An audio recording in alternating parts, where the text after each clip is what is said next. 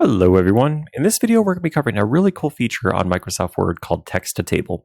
So maybe you're working within your documents and you want to be able to set up a table, and maybe you're copying over a whole bunch of data from a Excel spreadsheet.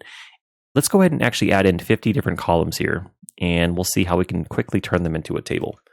So I copied it from another page. So let me come over here towards the bottom, and I'm going to paste them. So now we have all of these columns here on our page, but it looks kind of gross, right? Because it's not wrapped within a table. Let's go ahead and highlight everything that's on here. Okay, and then let's come over here to Insert, and then come over to Table. And because we have everything highlighted, now we can go ahead and select this option. It's called Convert Text to Table. And we can go ahead and choose how many columns we want.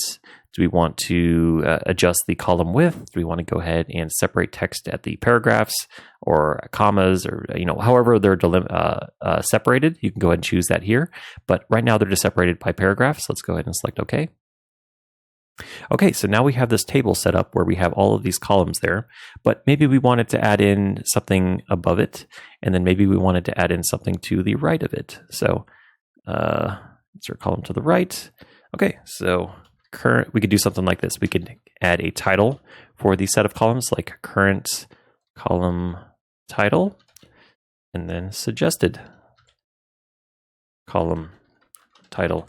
Maybe you're going through and you're trying to refine a database, and you're trying to decide, do you want to keep the column names the same, or what have you. But yeah, this is a really cool feature, and again, this is called the text to table option, and you can do this for as many columns as you need to. You see, I just pasted in 50, and with a few clicks, I was actually able to convert that over to a table. So it's a really cool feature, and I encourage you all to try it.